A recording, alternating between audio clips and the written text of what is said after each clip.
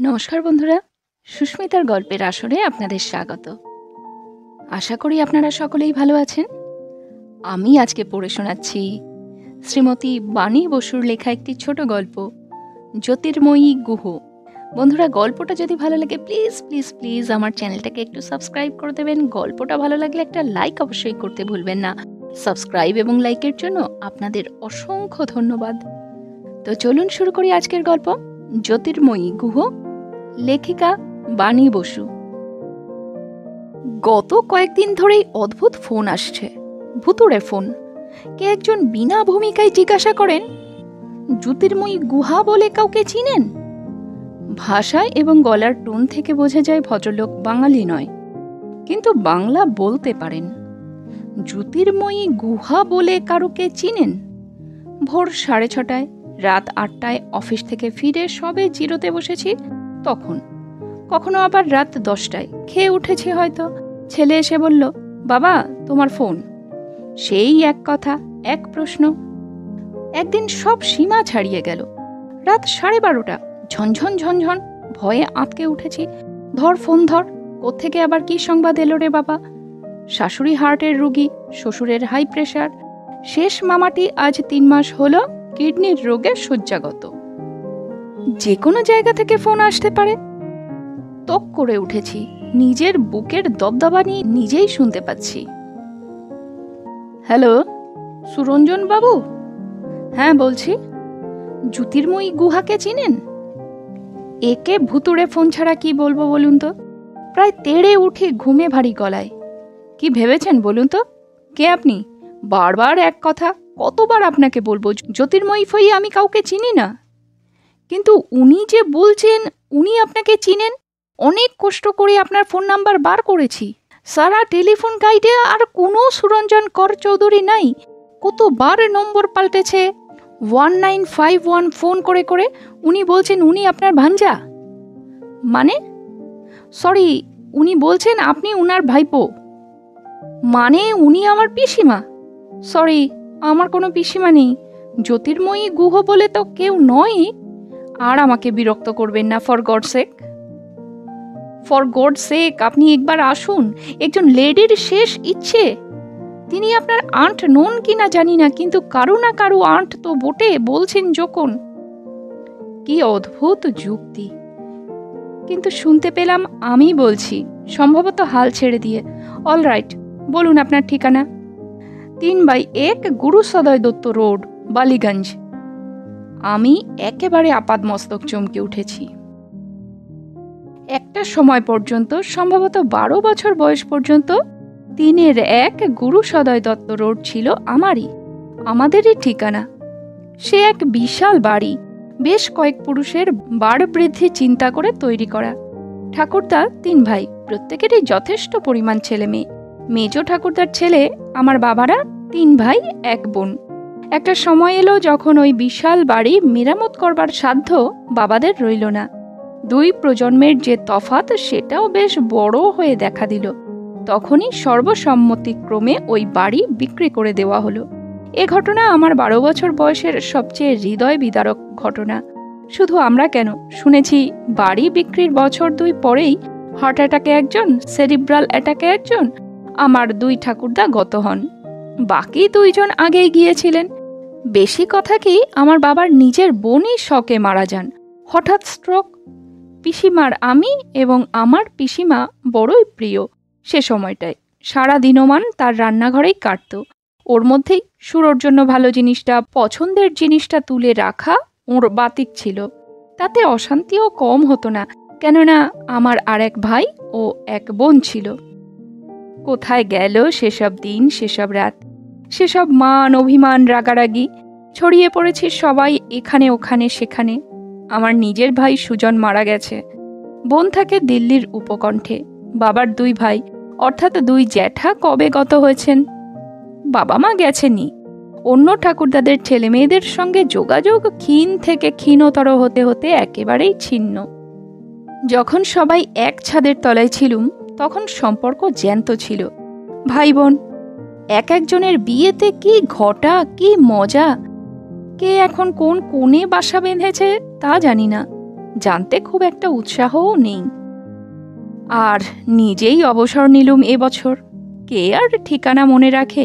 এমতো অবস্থায় জ্যোতির্ময়ী গুহ, পিসিমা, আবার তিনের এক গুরুসদয়ের প্রাচীন ভিটেই আবির্ভূত হলেন।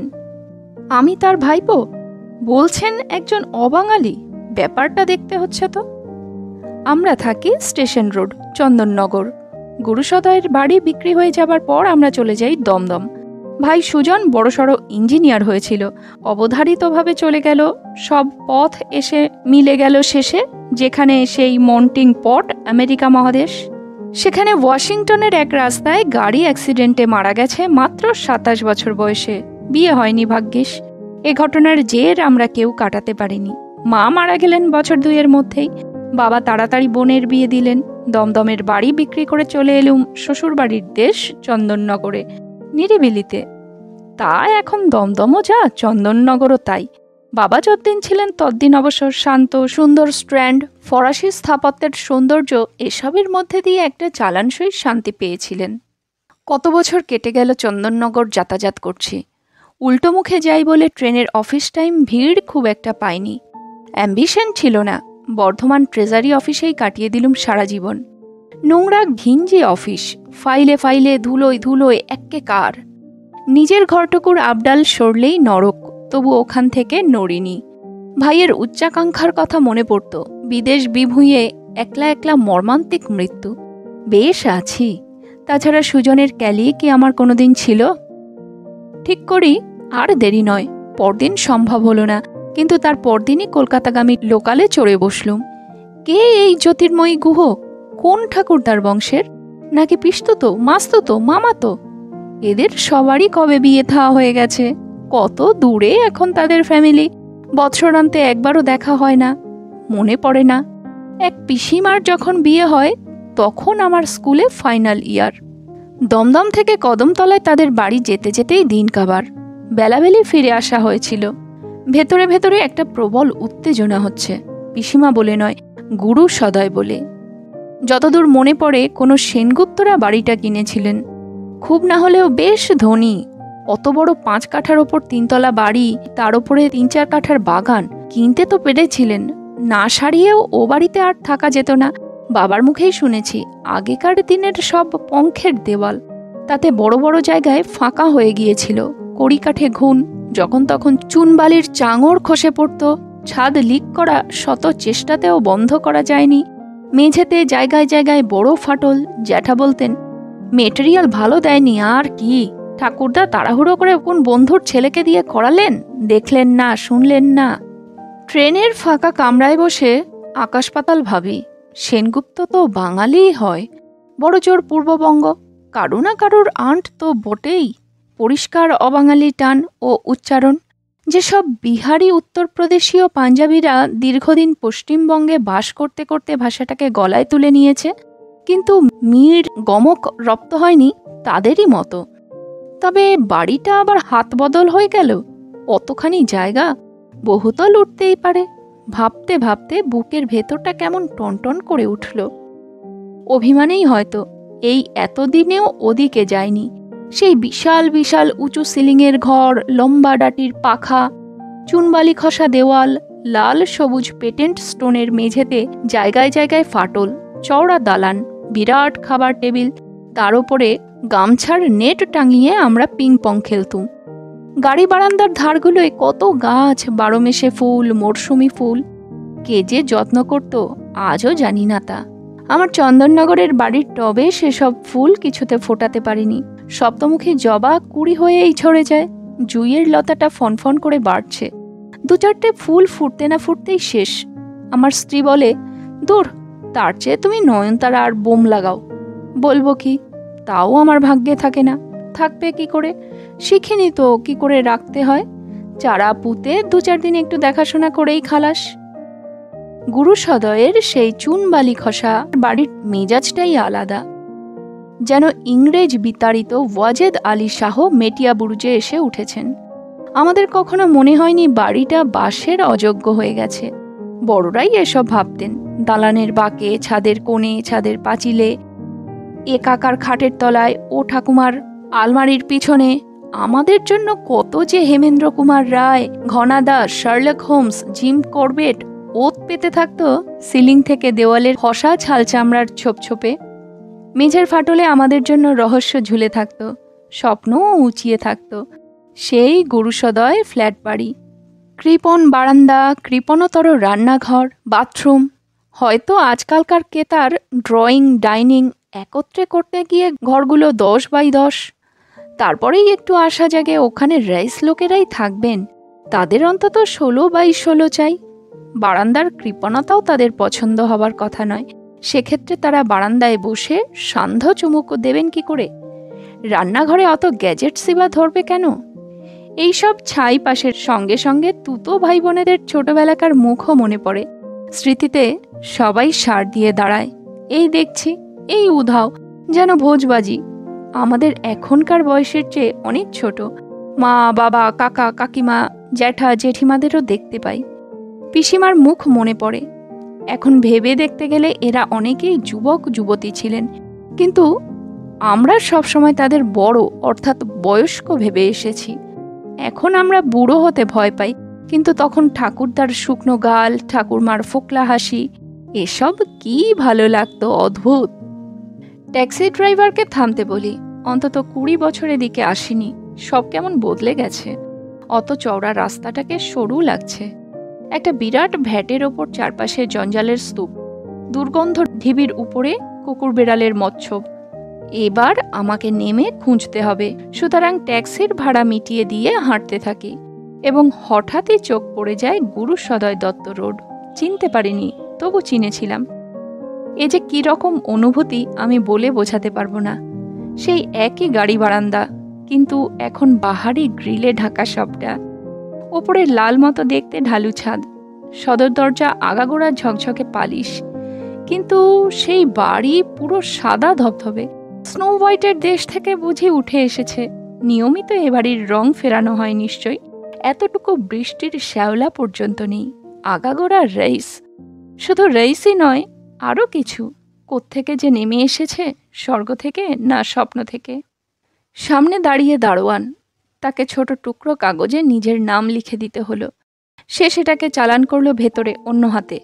5 মিনিট, 6 মিনিট, তারপরেই সালাম করে দরজা খুলে দিল দারোয়ান। আমি আমাদের সেই পুরনো চওড়া গলিপথের মধ্যে ঢুকলুম 48 বছর পর। মাথাটা এরা ঢেকেছে, জায়গায় জায়গায় কাচের মতো বড় বড় ফাইবারের চতুর্ভুজ। মধ্যদিনের আলো মৃদুতর হয়ে ঢুকছে গলিটায়। নানা রকম কুচো পাথর দিয়ে তলাটা বাঁধানো।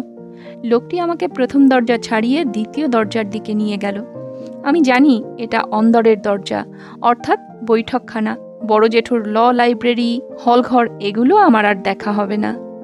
ঢুকি ভেতর মহলের ঢাকা দালানে। সমস্ত একই আছে, তবু বদলে গেছে। লাল সিমেন্টের জায়গায় গোলাপি আভার নিষ্কলঙ্ক শ্বেত পাথর। দূরে দূরে একটা করে ছোট্ট রুইতন। সিঁড়ির ধাপ এখন অনেক নিচু নিচু, আকারটা পাল্টেছে। দুটো মোচড় দিয়ে উঠেছে সিঁড়িটা, একই রকম মার্বেলে। পাশের রেলিংয়ের ওপরের পাত ঝকঝকে পেতলের। এই সিঁড়ির তলায় সাদা ধবধবে ধুতি আর মোর্জাই পরে ততোধিক ধবধবে প্রায় গোলাপি মার্বেলের সঙ্গে পাল্লা দেওয়া গাত্রবর্ণের প্রশান্ত চেহারার এক বৃদ্ধ। একটু মোটা, চুলগুলো যেটুকুনি আছে ধবধবে, বাকিটুকু টাক। বললেন, আসেন সুরঞ্জন বাবু, আমি ভীষ্মা বারজাতিয়া। হাত জোড়, মুখে প্রশান্ত হাসি। হাসির উল্টো পিঠে যেন একটা আশ্চর্য বিষণ্ণ গাম্ভীর্য।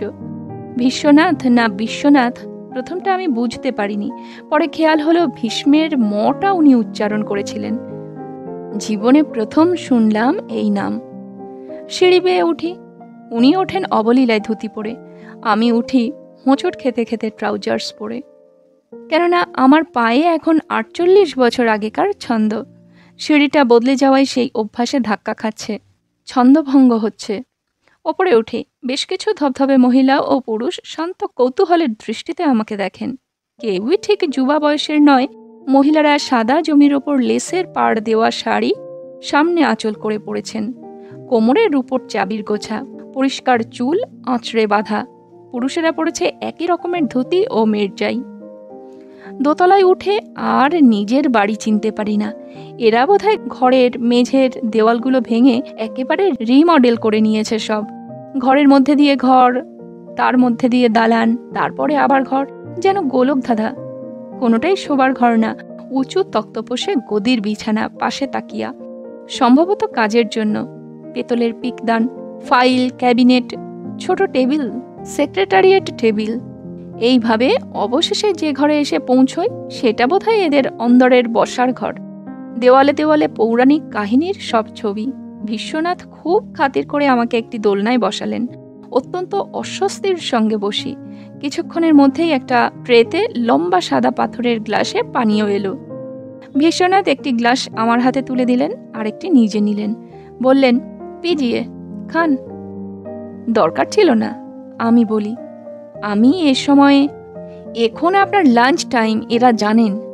আশেপাশে মহিলাদের দিকে তাকিয়ে বললেন তিনি। মহিলারা নিঃশব্দে নমস্কার করলেন। আমি কি বলবো ভেবে পাই না। এরা জানেন মানে কি? মধ্যাহ্নভোজের আয়োজন হচ্ছে নাকি? সর্বনাশ, চিনি না, জানি না। আর যার নিবন্ধে আমার আসা সেই জ্যোতির্ময়ী গুহ কোথায়? তাকে দেখব এবং দেখা দেব বলেই তো ছুটে এসেছি। যতটা না এই অচেনা মহিলার টানে, তার চেয়েও বেশি রহস্যের টানে। এখন আমার মনে হচ্ছে একটা রূপকথার মতো কিছুর মধ্যে ঢুকে পড়েছি।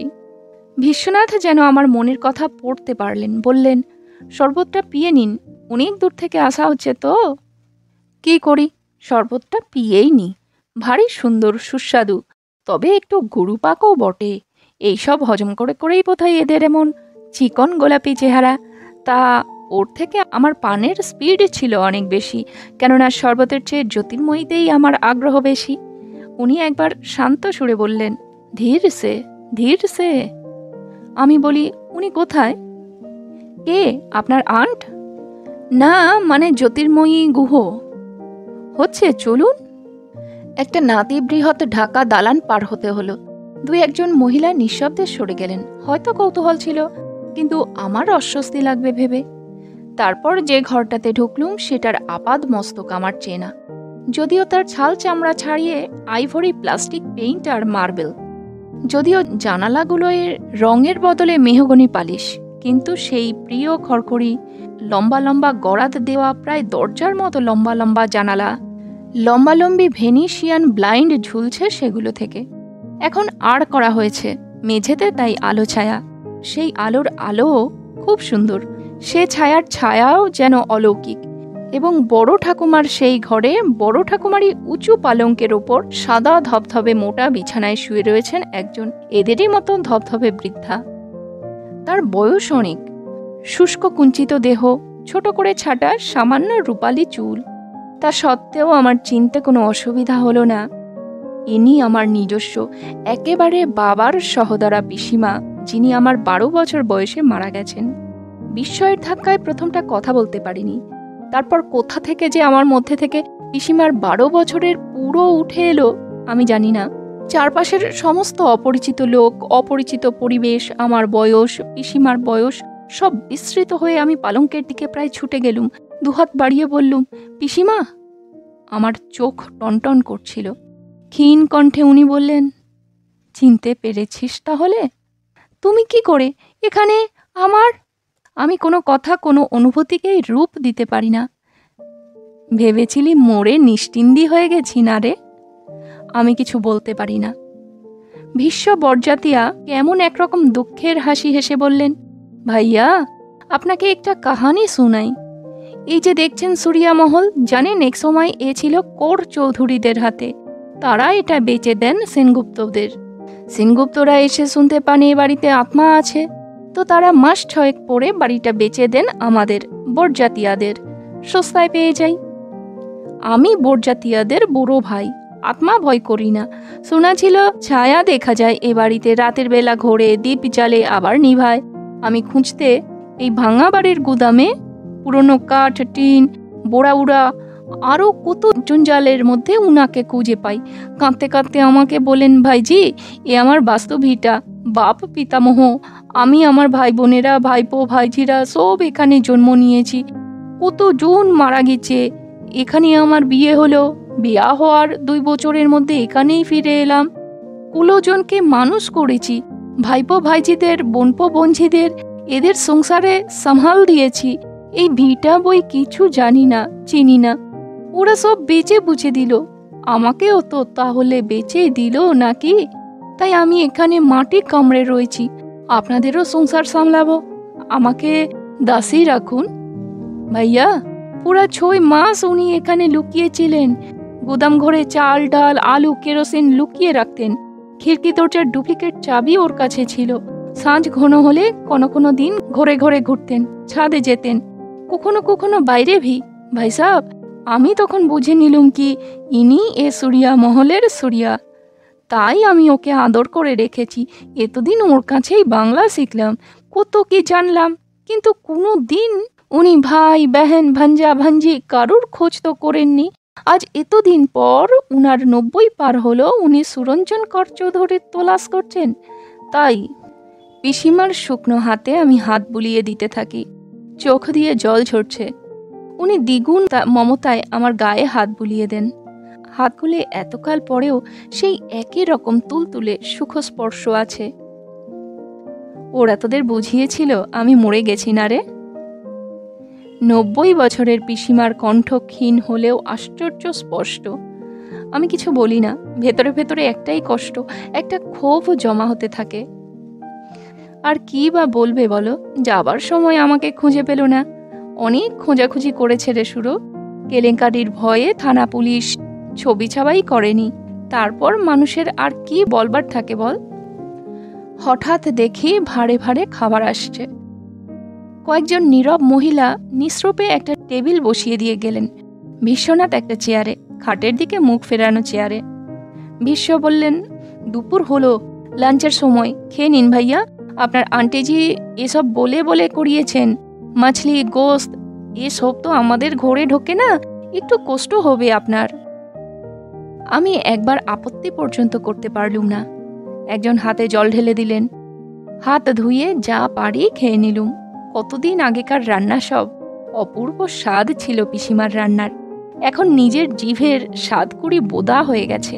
তা সত্ত্বেও বুঝি নিখুঁত রেসিপি দিয়ে তৈরি হয়েছে এসব, অনেক রকম। এরা কি জানতেন, পিসিমা কি জানতেন আমি আজই আসব? আশ্চর্য! আমি মিষ্টি খেতে পারতুম না, তাই পিসিমা রসে দেবার আগে আমার জন্য খাবার দাবার তুলে রাখতেন। আজও দেখি সেই রসে না দেওয়া খাজা।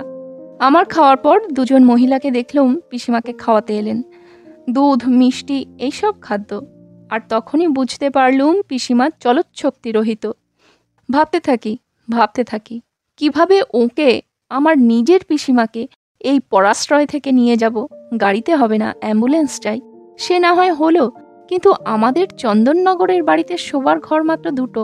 একটাতে আমরা থাকি, আর একটাতে বাবা থাকতেন নাতিকে নিয়ে। বাবা এখন চলে গেছেন, নাতিটির ঘর হয়ে গেছে সেটা। বন্ধু বান্ধব নিয়ে আড্ডা বসে, স্টিরিও চলে, ধূমপানও চলে। মেয়ের বিয়ে হয়ে গেছে, সে এলেই শোবার অসুবিধে হয়। আমাকে নিচের বৈঠকখানায় নেমে যেতে হয়।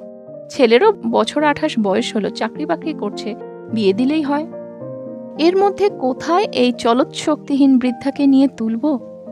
কিন্তু এসব ভেবে তো লাভ নেই, নিয়ে আমাকে যেতেই হবে।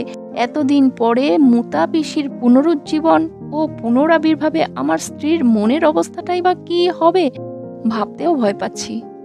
একে তো সেবা যত্ন করতে হবে শয্যাশায়ী যখন। মনে মনে দ্রুত একটা হিসাব কষে নি। দুবেলা দুজন আয়া রাখলে দৈনিক 120 টাকা, শুধু নাইটে রাখলে 60 টাকা মিনিমাম। আর যদি তুতিয়ে পাতিয়ে সারাদিনের জন্য রাখা যায়, মাসে এতগুলো টাকা আসবে কোত্থেকে? এটাই বড় খরচ। তা নয় তো উনি কি খান আর কি বা পড়েন? ছেলের কাছ থেকে আমি কিছু চাই না, সে নিজে যা দেয় দেয়। আমার অবসরোত্তর পাওনা গন্ডার অঙ্ক নেহাত খারাপ নয়, কিন্তু সরকার সুদ কমিয়ে দেওয়ার জন্য অন্য পেনশনারদের মতো আমিও মুশকিলে পড়েছি।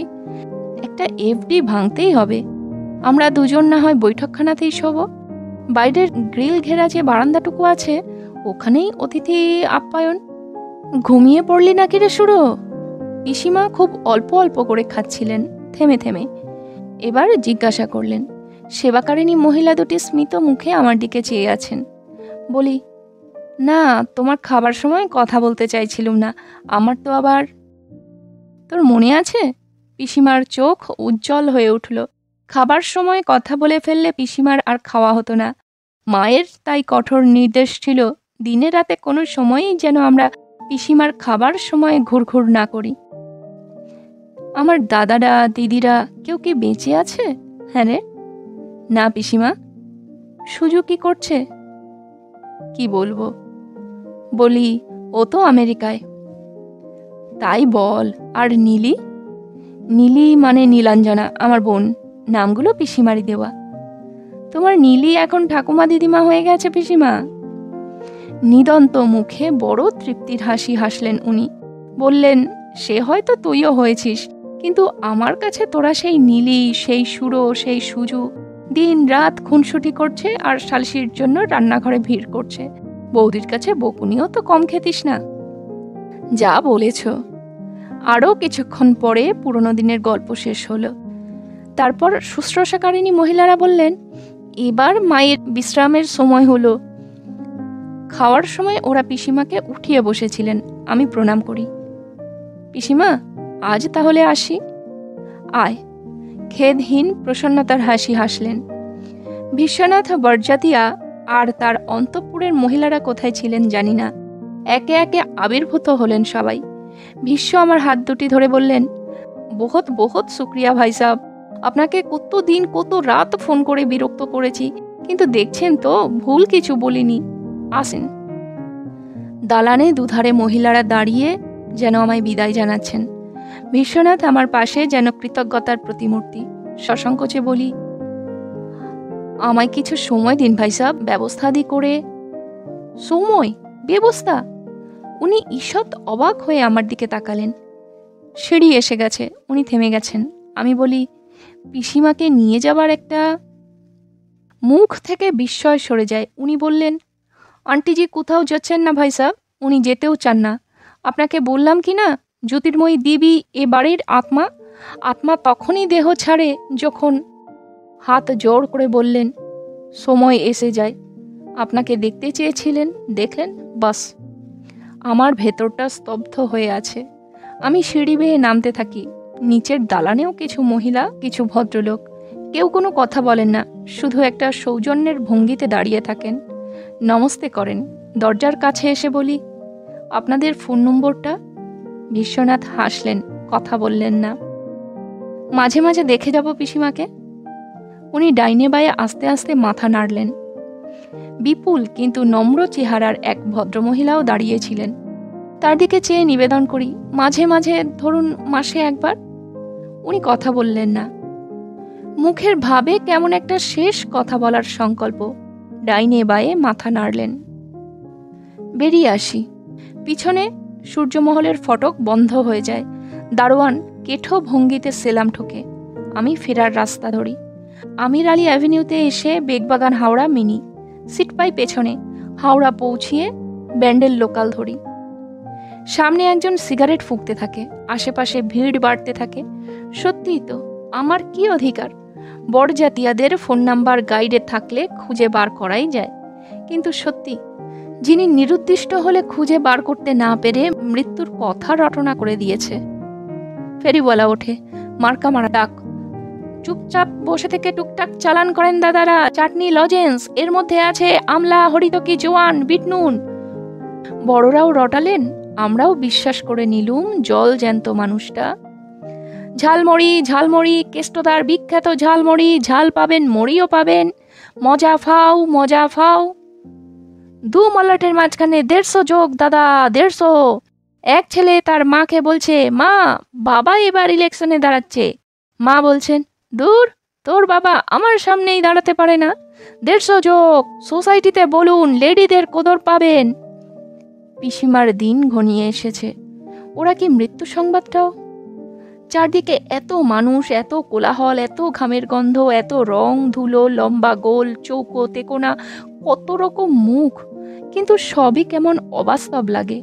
স্বপ্ন দেখি, এক্ষুনি স্বপ্ন ভেঙে যাবে। সত্যিকারের বাস্তবে জেগে উঠব। গোলাপি ঘর, সাদা সাদা প্রৌঢ়া, পালঙ্কের উপর কিংবদন্তি বৃদ্ধা, যিনি নাকি বাড়ি বিক্রির শোকে মারা গিয়েছিলেন। 90 বছরের জ্যোতির্ময়ী গুহ, আমার নিজস্ব পিসিমা, যার নাম পদবি কিছুই আমি জানতাম না।